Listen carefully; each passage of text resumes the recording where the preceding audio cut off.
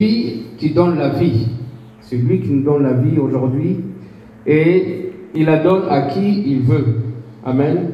La mort de Jésus-Christ nous garantit aujourd'hui la vie. Et à notre tour de faire ce pas par la foi, de marcher avec lui, pour que nous puissions finalement hériter la vie éternelle. La vie éternelle, c'est avec violence que nous allons l'avoir. C'est pas avec la paresse, c'est pas avec la négligence, c'est pas avec avec des murmures, c'est pas avec certaines choses qui vont nous attirer vers le bas. Mais la vie éternelle, c'est avec violence. Quand la Bible dit avec violence, c'est quoi? C'est le sacrifice dans la prière, c'est le sacrifice dans l'évangélisation, c'est le sacrifice dans le ministère, c'est le sacrifice dans les choses de Dieu. Tout ce que nous faisons, c'est ça qu'on appelle la violence. Amen. On peut parler comme on veut, on peut dire tout ce qu'on veut. Laissez-moi vous dire, quand le Seigneur viendra chercher son église, moi je ne dirai pas, Seigneur, prends-moi avec Raphaël. Non. Non, non, non. Ça sera chacun pour soi ce jour-là. Quand le Seigneur viendra, la Bible dit, un sera pris et l'autre laissé. La Bible, c'est la Bible. On ne change pas la Bible. Personne ne changera la Bible. Jésus-Christ, quand il est venu sur la terre, il est venu avec un seul message. Il a parlé du royaume, mais son message était très simple. Repentez-vous. Comme Jean-Baptiste l'a prêché, comme Pierre aussi l'a prêché, Jésus-Christ a dit repentez-vous. Pourquoi la repentance? Parce que la repentance nous donne l'accès au royaume. Et quand on parle de la repentance, c'est une personne qui a compris réellement le but du salut, le but de la vie éternelle. Quelqu'un qui n'a pas compris la réalité de la vie éternelle ne va pas se repentir parce qu'il va se plaire aux choses de ce monde. Il va se plaire à regarder la télé du matin au soir, il va se plaire à des divertissements, il va se plaire à manger du matin au soir, il va se plaire aux choses de ce monde. Mais quelqu'un qui a compris la vie éternelle, qui a compris le sacrifice, il va s'abstenir de certaines choses qui nous alourdissent tellement et éloignent l'homme spirituel dans notre vie. L'homme spirituel a besoin de se sacrifier. L'homme spirituel a besoin de faire un choix. Et le choix que nous faisons, ça ne sera jamais un choix facile. Quelqu'un qui va vous prêcher ça, que ça sera facile, c'est un menteur. C'est quelqu'un qui ne veut pas que vous soyez sauvés. À chaque fois que nous faisons un choix dans notre vie, il y a toujours un prix à payer.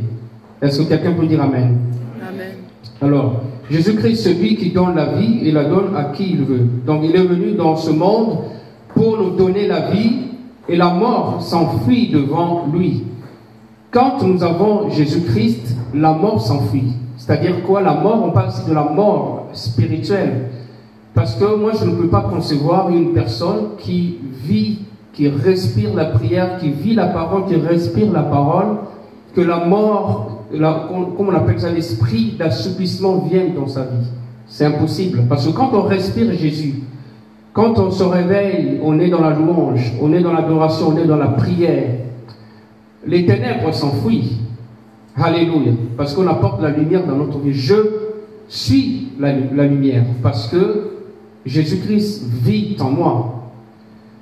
Mais si j'abaisse tout ce qui est spirituel, j'abaisse la vie de prière, si j'abaisse le sacrifice, le jeûne, la lecture de la parole, et mon esprit est tellement corrompu par tout ce que je vois, tout ce que j'entends, tout ce que je touche, finalement, les ténèbres vont m'envahir. Parce que les ténèbres viennent parce que nous sommes tellement connectés avec le monde.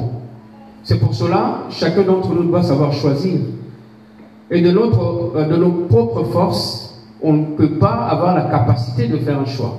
Alors pour faire un choix, un réel choix, pour que ça soit vraiment sincère, pour que ça soit vraiment un saut, il faut plus vous avancez, on s'avance vers Jésus-Christ, plus nos choix deviennent faciles. Amen. Plus Jésus-Christ brille dans notre vie, plus le choix que nous allons faire sera facile. C'est pour ça que j'aime bien quand ce frère dit plus de Jésus-Christ et moins de moi. Amen. Il a essayé de dire comme Jean-Baptiste, que Jésus-Christ croisse et que moi, je diminue. Si Jean-Baptiste a dit ça, c'est pourquoi? Parce que Jésus-Christ, c'est le chemin, Jésus-Christ, c'est la vérité, Jésus-Christ, c'est la vie. Quand les disciples de Jean-Baptiste le suivaient, après le baptême, Jean-Baptiste a prêché la repentance, et le temps est arrivé, Jésus-Christ est apparu, mais à ce moment-là, Jean-Baptiste devait se mettre à l'écart, voilà. Maintenant, l'agneau de Dieu est là. Il a dit à ses disciples, voilà, maintenant l'agneau de Dieu est là, vous devez le suivre. Marcher avec lui. Quand on dit marcher avec Jésus-Christ, c'est pas avoir la joie tout le temps. Marcher avec Jésus-Christ, c'est souffrir avec Christ. On souffre avec Christ. Quand on souffre avec Christ, c'est là que nous comprenons réellement l'importance de ce que nous faisons. Amen. Amen. Alléluia. Jean 10, 10, la Bible dit, moi je suis venu pour que les brebis aient la vie et que l'aient en abondance. Amen. Amen. Jésus-Christ est venu pour que nous soyons en abondance. L'abondance spirituelle. Moi je dis toujours que la repentance doit précéder tout ce que nous demandons. Amen. Si je me repens, si je marche avec Christ, si je suis réellement en Christ, je vis Christ dans ma vie, toutes les choses que je pourrais demander au Seigneur me suivront. Je n'ai pas besoin de me morfondre pour demander, je n'ai pas besoin de pleurer tout le temps, juste ma vie. Comment je me comporte, comment je marche avec le Seigneur, les bénédictions vont me suivre. Amen. Amen. Et les bénédictions qui suivent, ce ne sont pas les bénédictions seulement matérielles, mais les vraies bénédictions spirituelles qui se répandent de plusieurs générations. Nos enfants vont bénéficier de ça, de cette bénédiction. Alors donc, c'est à l'homme de faire le choix entre la vie et la mort. Donc Jésus-Christ, ici, nous demande de faire le choix entre la vie et la mort, entre la bénédiction et la malédiction. Je connais l'histoire d'un homme d'État, c'est un politicien qui travaillait avec un ancien dictateur. Vous savez, la plupart des gens politiciens, pour avoir un poste, ils vont consulter des marabouts, des féticheurs. Et cet homme-là était parti consulter un marabout. Et ce marabout-là lui a donné un boa. Et tous les soirs, ce boa était dans sa chambre tous les soirs. Donc voilà, il devait rester avec ce boa. Et la journée, il avait du succès, il avait de l'argent, il avait tout. Et dans cette chambre, sa femme ne pouvait pas entrer. Il n'y avait que lui qui pouvait entrer dans cette chambre-là. Alors, sa femme, un jour, elle a dit, non, j'en ai assez, il faut que je fasse quelque chose. Alors, elle est partie voir un pasteur, il lui a expliqué un peu la situation qui se passe dans sa maison. Alors, ils ont commencé à faire des veillées de prière dans cette maison. Des veillées de prière, des veillées de prière. À chaque fois, le mari venait, il trouvait les chrétiens dans sa maison en train de prier, en train d'intercéder, en train d'adorer. Ça l'énervait. Il insultait sa femme, il cassait tout. Et un jour, il avait même menacé les serviteurs de Dieu qui étaient là. Il dit, bon, si vous revenez encore, je vais vous faire arrêter et tout ça. Alors ça se passait comme ça souvent. Et un jour, alors que il était en train d'observer un peu l'attitude, le comportement de sa femme, il a remarqué une chose. Malgré tout le mal qu'il faisait à sa femme, malgré tout ce qu'il disait à sa femme se comportait toujours bien. Elle avait toujours une très bonne attitude, elle se comportait comme une vraie femme. Alors il a dit, mais cette femme doit avoir quelque chose, et je dois savoir. Elle a fait ces démarches-là pour savoir où sa femme allait prier et comment ça se passait. Et un jour, elle a demandé à ses serviteurs-là de venir chez lui, il va assister à la réunion de prière. Elle a commencé à prier, Et c'est pas lui qui a dit à ses serviteurs-là ce qui s'est passé dans sa maison. Ses serviteurs ont vu que ce monsieur-là, cet homme politique-là, avait un boa dans sa maison qui chaque soir faisait des choses avec ce boa pour avoir du succès, de l'argent. Alors finalement, ils ont prié. Finalement, ce boa s'est transformé à une vraie femme. Donc c'était une femme de nuit qui prenait, qui s'accaparait de son mari. Alors, ils ont prié. Finalement, ils ont réussi à délivrer ce monsieur. Et ce monsieur, il a arrêté la politique, il a donné sa vie au Seigneur, il a commencé à chanter, il a commencé à prier, il est devenu un grand évangéliste. Il a fait un choix. Et le choix qu'il avait fait, ça avait coûté son travail, parce qu'il a perdu finalement son travail. Parce que ce travail-là, il avait eu quand il faisait les fétiches. Et son choix a changé tout. Donc, à un certain moment, il vivait dans la misère, mais il avait l'assurance de son salut. Donc, vous comprenez que quand vous choisissez de servir Dieu, vous allez payer un prix. Et ce prix-là, moi je pense que je préfère servir le Seigneur, être pauvre, que d'être dans une maison où j'ai tout, mais je ne sais pas si je serai sauvé. La parole de Dieu nous demande aujourd'hui de faire un choix aujourd'hui. Je dis, Seigneur, peu importe ce qui se passe dans ma vie, pour cette année qui va commencer 2017, je vais marcher avec toi jusqu'au bout. Je vais faire un bilan. Qu'est-ce que je fais en 2016?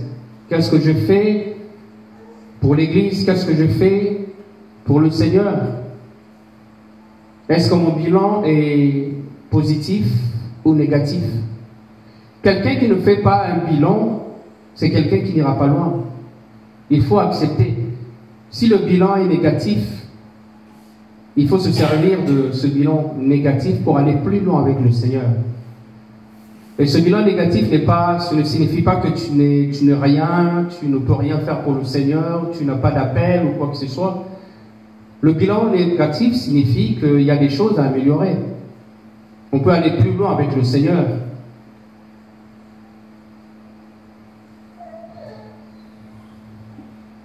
Vous savez, l'homme a un pouvoir.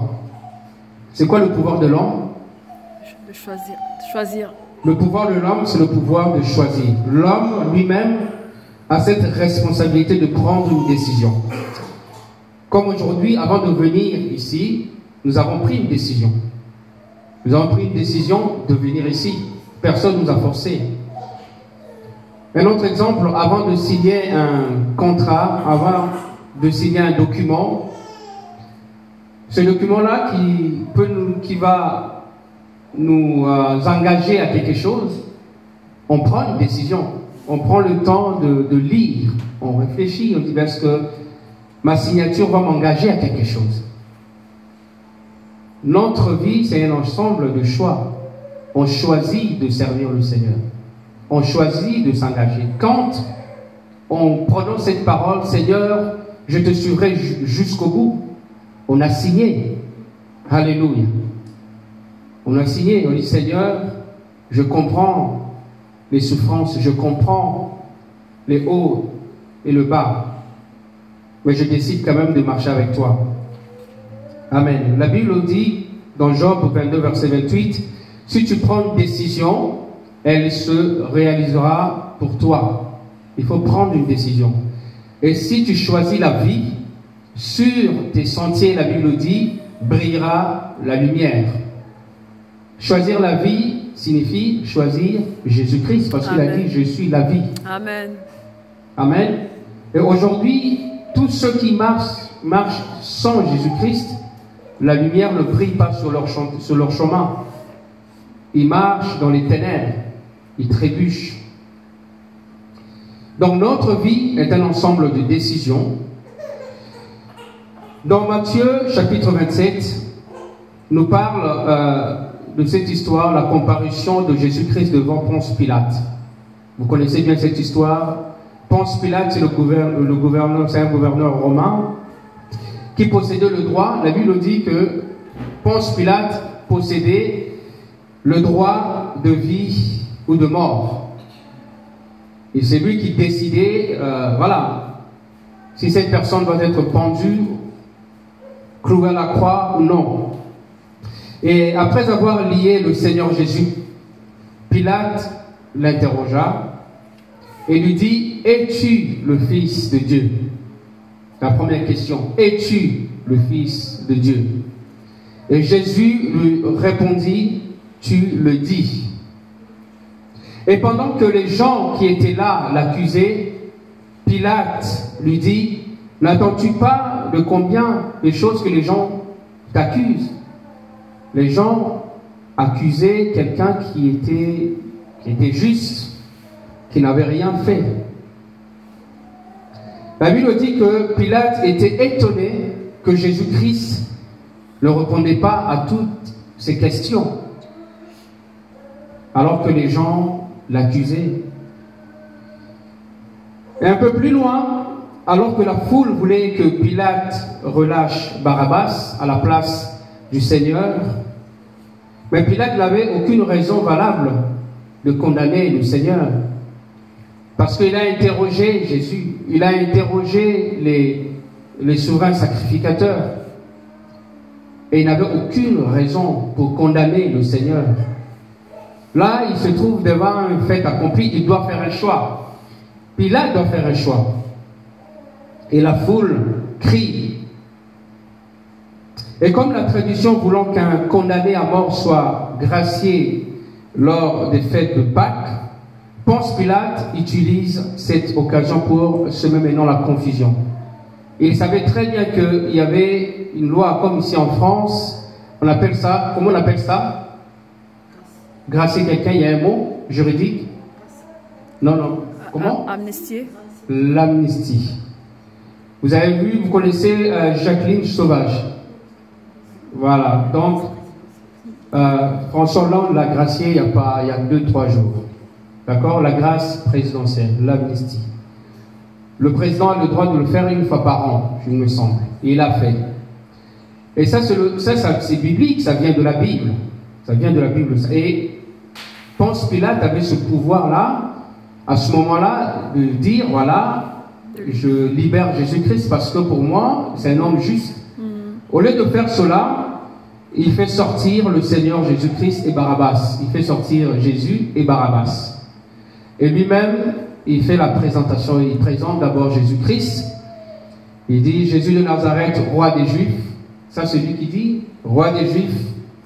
Il semble qu'il a guéri, j'imagine, beaucoup de gens. Il semble qu'il a purifié des lépreux. Il semble qu'il a redonné la vie aux morts. Il semble qu'il a fait des bonnes choses. Il a fait des miracles. Il fait une description pour que les gens comprennent que non, mais c'est lui qu'on doit relâcher. Alors, dans Romains 6, verset 23, la Bible dit: le salaire du péché, c'est la mort. Qui nous accuse aujourd'hui? Qui accuse les élus de Dieu? Qui accuse les enfants de Dieu? C'est Satan. Satan nous accuse et il veut que nous soyons condamnés. Il sait qui nous sommes et il veut que nous soyons condamnés. Comme lui, il est déjà condamné. L'enfer a été créé pour lui et les anges déchus. Et il veut nous amener avec lui là-bas. Et le verset ne s'arrête pas là. Dieu nous donne aussi une seconde chance. Mais le don gratuit de Dieu, c'est la vie éternelle en qui? En Jésus-Christ. Amen. La vie éternelle en Jésus-Christ. Et ce soir, nous n'avons aucune raison de rester dans un état de condamnation. On doit faire un choix. On doit décider aujourd'hui. Alléluia. La Bible dit dans Apocalypse 1, verset 18, il tient les clés de la mort et du séjour des morts. Qui tient les clés de la mort? Jésus. Pourquoi Jésus-Christ tient les clés de la mort? Fort. Il a vaincu la mort. Il a vaincu, ça c'est le résultat, mais Pourquoi il tient les clés de la mort et... Comment? Et du séjour de mort. Pourquoi? Parce que Jésus-Christ est mort. Il a été enseveli. Après, il est ressuscité. Amen. Voilà les étapes. D'abord la mort. Avant de parler de la résurrection, il faut d'abord mourir. Il faut mourir nos mauvaises habitudes, il faut les tuer. Nos mauvais comportements, il faut les tuer. Et ça, c'est la mort. Mourir avec Christ, c'est abandonner tout ce qui est charnel. Amen. On abandonne, on enterre tout ce qui est charnel. Et après, nous aurons maintenant la résurrection. Amen. Et c'est la résurrection qui nous permet d'être puissants. Après la résurrection, c'est là que nous avons la puissance contre le diable, contre l'ennemi. Pas avant. Avant, c'est lui qui a le pouvoir. Et il pense avoir le pouvoir parce que pour lui, la mort de Jésus-Christ sur la croix, c'était une grande victoire. Il ne savait pas que c'était sa défaite. Vous comprenez? Pour lui, c'était une grande victoire. Mais pour nous, c'était sa défaite. Alors, la vie en Jésus-Christ, il y aura un moment où les gens vont vous regarder bizarrement. Si Jésus-Christ, avec tout ce qu'il a fait par rapport à ce que Ponce Pilate a décrit là, par rapport à cette description, tout ce que Jésus-Christ a fait, les gens l'ont renié, les gens l'ont repoussé, les gens ont craché sur lui, les gens ont mal parlé de lui. Les gens vont faire pareil avec nous. Vous comprenez ce que je suis en train de dire? Si vous marchez droit, si vous avez une mission, laissez-moi vous dire, sur votre chemin, vous allez rencontrer des gens que vous avez fait du bien. Et ce jour-là, ces gens-là ne vont pas vous reconnaître. Même les gens qui mangeaient avec vous. Rappelez-vous que le premier disciple qui avait renié Jésus-Christ, c'est qui? C'est Pierre. Mais merci Seigneur parce qu'il y avait une porte que Pierre a utilisée pour revenir à Jésus-Christ. C'est quoi cette porte? La repentance. Allô? La repentance. Amen. Alors, il fait maintenant la deuxième description. Il parle de Barabbas, c'est un voleur, un criminel. Et les gens doivent choisir. Et le choix était clair. Mais les gens ont choisi le criminel. Ils ont choisi Barabbas. C'est pas parce que les gens ont choisi Barabbas que vous devez vous culpabiliser. Ça, c'est charnel. Vous savez où vous allez. Vous connaissez votre objectif. Votre objectif, c'est de mourir à la croix pour avoir la vie. Alléluia. Amen. Jean 5, verset 24. En vérité, je vous le dis, celui qui écoute ma parole et qui croit à celui qui m'a envoyé a la vie éternelle et ne vient point en jugement, mais il est passé de la mort à la vie. Je répète, en vérité, je vous le dis, celui qui écoute ma parole. Écouter la parole de Dieu, cela signifie quoi? Écouter la parole de Dieu, cela signifie mettre la parole de Dieu en pratique dans notre vie. Ça, c'est écouter la parole de Dieu. On ne peut pas écouter la parole de Dieu et vivre comme on veut. Quand on écoute la parole de Dieu, on met cela en pratique, c'est cela que nous verrons réellement la victoire dans notre vie. Et qui croit à celui qui m'a envoyé à la vie éternelle et ne vient point en jugement, mais il est passé de la mort à la vie. Donc, ce que nous faisons ici sur terre, quand nous crucifions la chair, quand nous marchons droit, c'est déjà notre jugement. La parole de Dieu nous juge déjà. La parole de Dieu, comme un miroir, nous juge déjà. Quand je regarde sur ce miroir et je vois les défauts, pour moi, c'est déjà un jugement. J'enlève. Et après la mort physique, Et quand nous allons comparaître, nous tous, devant le trône de Dieu pour le jugement, pour nous, le jugement sera déjà fait. Parce que là, ça sera, bon, voilà, tu as été fidèle, tu vas dans le sein d'Abraham ou tu vas en enfer si tu n'as pas été fidèle. Donc notre jugement, c'est maintenant. Quand la parole de Dieu est prêchée, c'est aujourd'hui.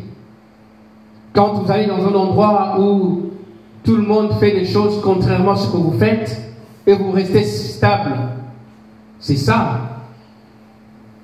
Alléluia. Votre choix aura des conséquences éternelles.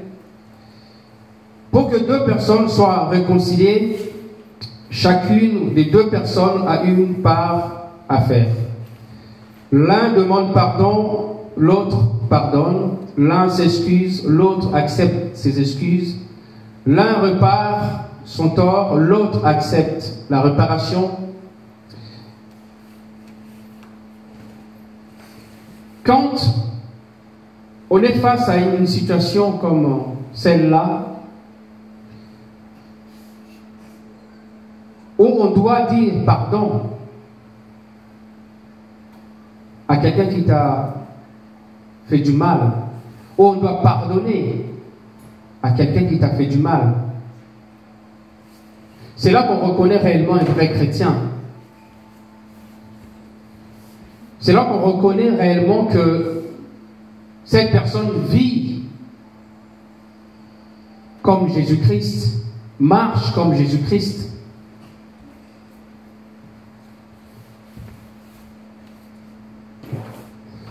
Vous savez, Jésus-Christ, quand il est mort, la Bible dit que Jésus-Christ, il a porté sur lui tous nos péchés. Sur lui. Jésus-Christ nous a pardonné malgré nos fautes, malgré nos défauts. Et pourquoi nous on ne pardonne pas? Alors si aujourd'hui je prie pour être sauvé, alors je n'ai même pas la capacité de pardonner, je ne peux pas m'appeler chrétien. Je ne sais pas si vous comprenez ce que je suis en train de dire. C'était le christianisme a changé aujourd'hui. Le christianisme d'aujourd'hui, c'est avoir raison. Le christianisme d'aujourd'hui, c'est vouloir avoir ce qu'on veut. Mais le vrai christianisme, c'est d'abord souffrir, c'est d'abord pardonner. C'est ça le vrai christianisme. Aujourd'hui, si quelqu'un a du mal à pardonner, soyez-en sûrs qu'il n'ira pas au ciel. Et il n'est pas chrétien. Quelqu'un qui ne pardonne pas ne sera pas sauvé. Quelqu'un qui garde la rancune ne sera pas sauvé. Quelqu'un qui garde la colère ne sera pas sauvé.